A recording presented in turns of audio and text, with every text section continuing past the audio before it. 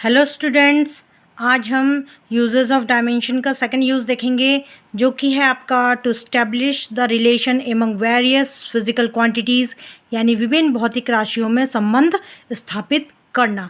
तो देखिए, अगर हमें पता है कि कोई फिजिकल क्वांटिटी यानी कि भौतिक राशि किस किस क्वांटिटीज़ मतलब किस किस राशियों पर डिपेंड करती है, तो हम विमीय संतुलन के द्वारा, डायमेंशनल बैलेंस के द्वारा उस फिजिकल क्वांटिटी के लिए फॉर्मूला डिराइव कर सकते हैं। ठीक है, तो सबसे पहला क्वेश्चन देख लेते हैं उसके अंतर्गत। देखिए, सबसे पहला जो आपका क्वेश्चन है उसमें आपको दिया है, देखिए क्या क्या दिया है। यदि किसी सरल लोलक का आवर्तकाल t, उसके गोलक के द्रव्यमान स्मॉल m, धागे की लंबाई स्मॉल l तथा गुरुत्वीय त्वरण स्मॉल g पर निर्भर करता है, तो विमीय विधि से आवर्तकाल के लिए व्यंजक प्राप्त कीजिए। देखो, जैसे मैंने अभी अभी आपको बताया कि अगर आपको पता है कि कोई भौतिक राशि किस किस राशियों पर डिपेंड कर रही है, तो आप उसके लिए फॉर्मूला निकाल सकते हो। जैसे कि यहाँ आपको सरल लोलक का आवर्तकाल बताया गया है कि जो आपका कैपिटल टी है वो आपके स्मॉल एम, स्मॉल एल और स्मॉल जी पे डिपेंड करता है। ठीक है, तो इनकी हेल्प से आप कैसे आवर्तकाल के लिए सूत्र निकालोगे, आवर्तकाल का फॉर्मूला कैसे डिराइव करोगे, उसको हम देखेंगे। ठीक है, तो स्टार्ट करते हैं। ठीक है, फॉर्मूला डिराइव करते हैं। तो सबसे पहले देखिए, हमें ये तो पता है कि टी किस किस पे डिपेंड करता है। ठीक है, लेकिन अभी हमें ये नहीं पता है कि m की पावर भी क्या होगी, l की पावर क्या होगी, g की पावर क्या होगी, क्योंकि ज़रूरी थोड़ा नहीं है कि वो सिंपल आपका फॉर्मूला m l g के टर्म में आए। आपका अंडर रूट भी आ सकता है, आपका 1/3 की पावर भी आ सकती है, कुछ भी पावर आ सकती है। तो पावर हमें नहीं पता है, तो आपको सबसे पहले क्या मानना पड़ेगा, आपको लिखना पड़ेगा, माना कैपिटल T अनुक्रमानुपाती है किसके, आपके स्मॉल m की पावर a के इंटू, ये आपकी लंबाई l है, l की पावर b के इंटू स्मॉल g है आपका स्मॉल g की पावर c के। तो जब भी आपने कोई फॉर्मूला डिराइव करना होता है, तो आपके पास जब क्वांटिटीज़ गिवन होती है, आपने उसके ऊपर घाते चढ़ाएंगे। आप ये देखिए घात लिखेंगे और इस तरीके से आप स्टार्टिंग करेंगे फॉर्मूला डिराइव करने की। ठीक है, फिर क्या करेंगे, प्रोपोर्शनैलिटी का साइन हटेगा, कांस्टेंट टर्म आएगा। सपोज कोई कांस्टेंट टर्म नियतांक आ गया आपका k। ठीक है, फिर आपको एज इट इज़ उतारिए इसको, जो ये है m की पावर a इंटू एल की पावर b इंटू जी की पावर c। ठीक है, अब हम क्या करेंगे, दोनों ओर विमाएँ रखेंगे। कैपिटल T क्या है आपका, कैपिटल T समय है। हमें अच्छा यहाँ पे पहले लिख लीजिए, ऐसे दोनों ओर की विमाएँ रखने पर लिख लीजिए, दोनों ओर की विमाएँ रखने पर,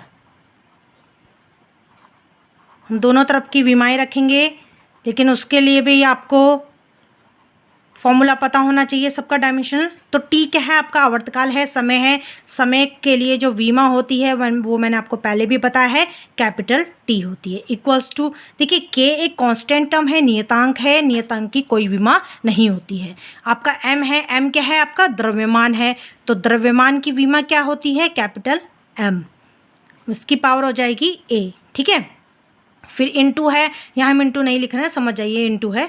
फिर एल क्या है आपकी, लंबाई है, लंबाई का डायमेंशनल फॉर्मूला विमीय सूत्र क्या होता है, कैपिटल एल, इसकी घात लिखेंगे आप बी।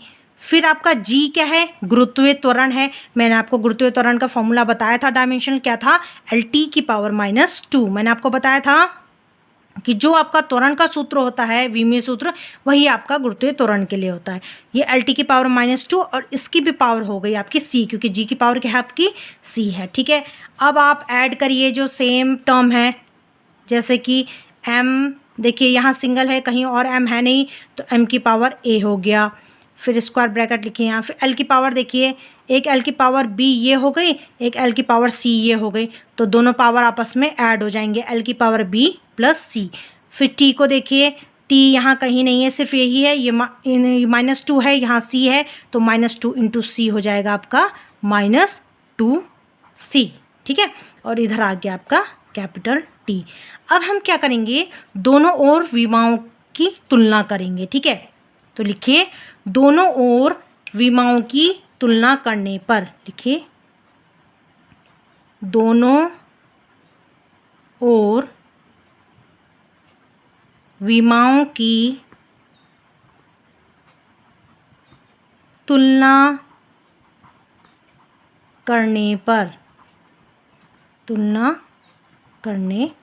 पर जब आप दोनों ओर विमाओं की तुलना करेंगे तो देखिए जो m की पावर यहाँ क्या है, कुछ भी नहीं है, m की पावर कुछ भी नहीं है, तो आप लिख सकते हो a इक्वल्स टू 0।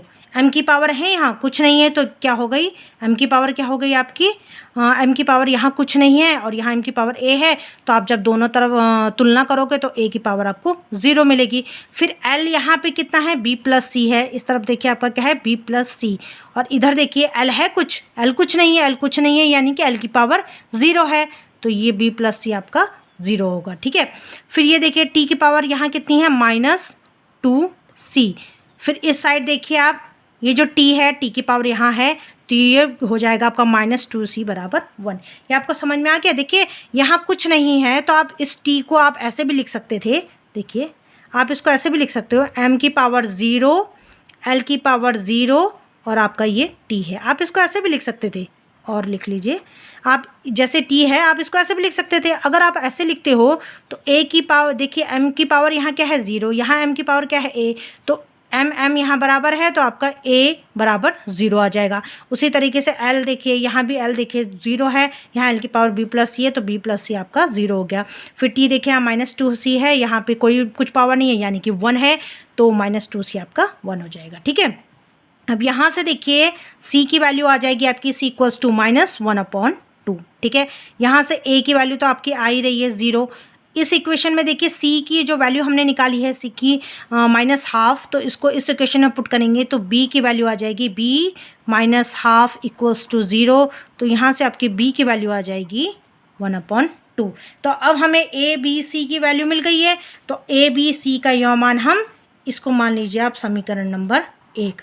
तो लिखिए इस तरीके से लिखिए, इन मानों को समीकरण 1 में रखने पर, लिख लीजिए इन मानों को समीकरण 1 में रखने पर, तब क्या होगा आपका, तब आपका जो समीकरण 1 है वो हो जाएगा t, capital T equals to k m, आपका ये स्मॉल m है, m की पावर a क्या है आपकी 0। ठीक है, फिर इनटू क्या है आपका, इनटू आपका l है, l की पावर क्या है b की पावर यहाँ क्या है 1/2। फिर क्या है आपका g लिखोगे आप, फिर g की पावर c है, c क्या अभी हमने निकाला 1/2, इतना हो गया। ठीक है, अब इस फॉर्मूले को आप इस तरीके से भी लिख सकते हो कि m की पावर 0 का मतलब होता है 1। देखिए किसी की भी पावर अगर 0 होती है तो उसका मतलब 1 होता है, तो ये पूरा आपका 1 हो जाएगा। अब बचा क्या आपका, l की पावर हाफ और g की पावर -1/2। अब आप इस टर्म को ऐसे भी लिख सकते हो, √L/g। वही बात हुई ना, देखिए ये l हाफ है, g -1/2 है, नीचे जाएगा तो g +1/2 हो जाएगा। ठीक है, और हाफ हटाएंगे तो क्या होगा आपका स्क्वायर रूट आएगा, तो जगह L/g, वही मैंने यहाँ पे लिखा है। तो t का फॉर्मूला आपका आ गया कैपिटल K इंटू √L/g। तो आवर्तकाल का सूत्र हमें मिल गया है। लेकिन देखिए k भी यहाँ नहीं होता है, k की जगह लिखा जाता है 2π, जो फॉर्मूला होता है वो 2π होता है। लेकिन इस k की वैल्यू आप जो विमीय विधि है उससे द्वारा नहीं निकाल सकते हो, डायमेंशन फॉर्मूले से आप नहीं निकाल सकते हो।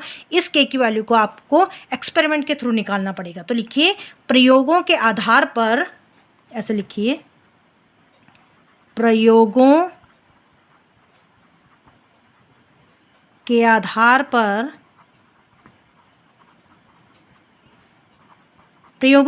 पर आप k की वैल्यू को निकालोगे, जो कि आएगी आपकी 2π। अब आपका कैपिटल T का फाइनल फार्मूला मिल गया है, t इक्वल्स 2π √L/g। तो आपने इस तरीके से देखा कि कैसे आपने विमीय विधि से, विमीय संतुलन के द्वारा आपने किसी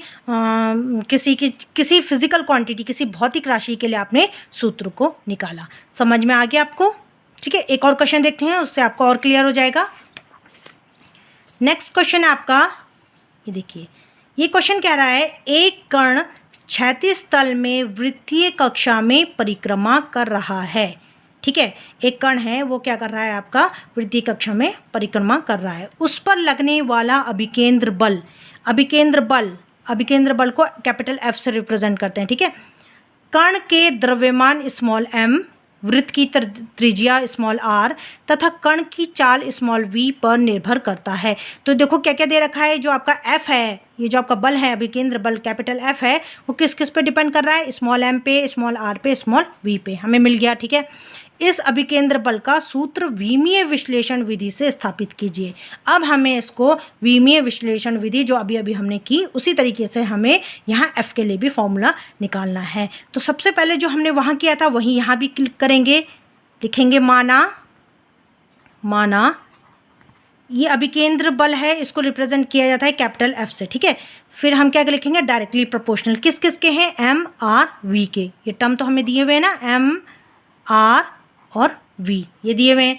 अब हमें नहीं पता कि किस पे स्क्वायर आएगा, किस पे सिंगल पावर आएगी या किस पे अंडर रूट आएगा, हमें तो नहीं पता। तो इसकी घात मान लीजिए A, इसकी मान लीजिए पावर B, इसकी मान लीजिए पावर C, ठीक है। अब देखिए प्रोपोर्शनैलिटी का साइन हटेगा, एक कांस्टेंट टर्म आएगा, सपोज क्या है आपका K है।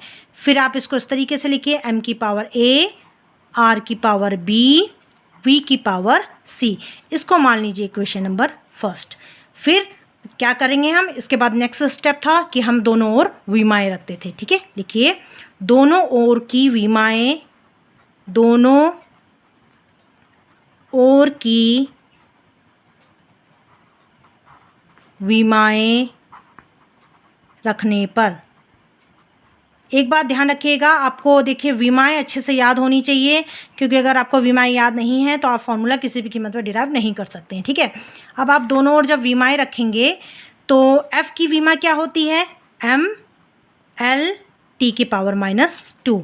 देखिए फोर्स कितना होता है, मास इंटू एक्सेलरेशन, यानी द्रव्यमान गुणा त्वरण, तो द्रव्यमान की M हो गई और त्वरण की LT -2 हो गई, ठीक है। तो ये F की आपकी डायमेंशनल फार्मूला विमाएँ हमने लिख दिया है। K कांस्टेंट टर्म है, इसकी कोई विमा नहीं होती। M क्या है, द्रव्यमान है, ये देखिए द्रव्यमान है, द्रव्यमान की विमा क्या होती है, कैपिटल M की पावर A। R क्या है आपकी, ये देखिए R त्रिज्या है, त्रिज्या किस में नापते हैं, दूरी में, तो इसकी जगह लिखेंगे हम L की पावर B। फिर आपका V है, V क्या है आपका, देखिए चाल है, चाल का विमीय सूत्र क्या होता है, LT की पावर -1, इसकी पावर हो जाएगी आपकी C, ठीक है। फिर और सॉल्व करते हैं, M की पावर A, ठीक है। फिर देखिए L, इसको हटा दीजिए, अभी हम सब एक साथ लिखेंगे। M की पावर A हो गई, L की पावर देखिए एक B ये है और एक L की पावर इससे मल्टीप्लाई होगी तो C हो जाएगा, तो ये आपका ऐड हो जाएंगी पावर्स, L की पावर हो गई B + C। फिर T के लिए देखिए T और कहीं नहीं है, T सिर्फ यहाँ है, तो हो जाएगा -1 × C हो जाएगा आपका -C। तो क्या मिला, M की पावर A, ये क्रॉस कर रखा है मैंने, इसको मत लिखिएगा, ठीक है। M की पावर A, L की पावर B + C, T की पावर -C। अब हम क्या करेंगे, नेक्स्ट स्टेप अभी हमने कैसे किए थे जो क्वेश्चन, वैसे ही हम ये भी करेंगे। तो इसमें हम क्या करेंगे, दोनों ओर की विमाओं की तुलना करेंगे, ठीक है। तो लिखिए दोनों ओर की विमाओं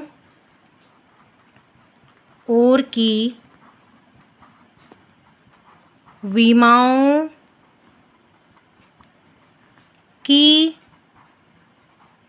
तुलना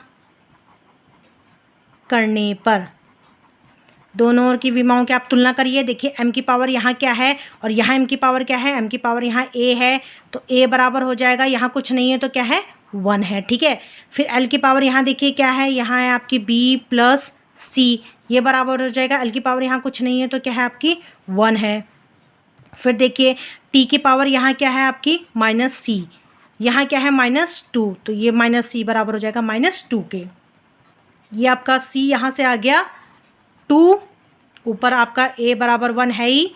नीचे देखिए C की जगह आप इस 2 को रखोगे तो जगह B + 2 = 1, इसको और सॉल्व करिए, 2 उधर जाएगा तो आपका 1 - 2 हो जाएगा -1।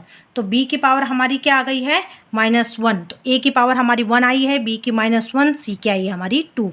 अब इन तीनों वैल्यूज़ को हम A और B, C की वैल्यूज़ को हम इक्वेशन नंबर फर्स्ट में लिखेंगे। लिखिए इन मानों को समीकरण 1 में रखने पर, इन मानों को समीकरण 1 में रखने पर, तो समीकरण 1 में जब रखेंगे आप तो F = हो जाएगा K, ठीक है।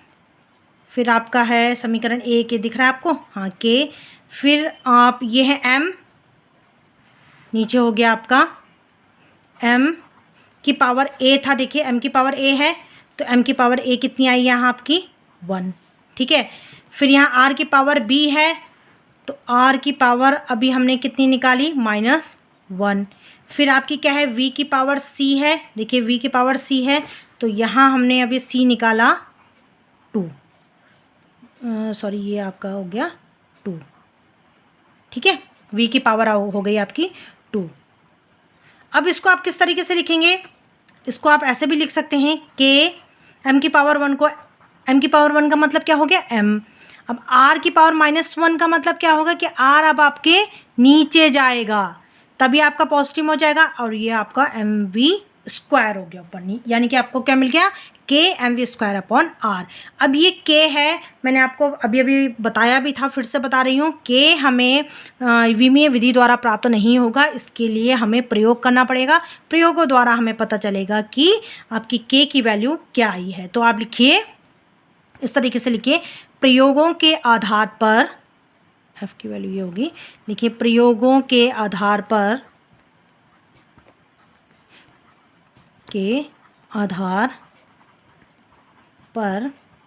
प्रयोगों के आधार पर आपको जो k होगा उसकी वैल्यू मिलेगी 1, ठीक है। अब इस वैल्यू को इस इक्वेशन में पुट कर लीजिए तो आपका f की वैल्यू आ जाएगी mv स्क्वायर अपॉन r। तो ये आपका अभिकेंद्र बल का सूत्र हो गया, F = mv square upon r, जो हमने किस विधि से निकाला, विमीय विधि से निकाला, ठीक है। तो आज के लिए इतना ही, गुड बाय।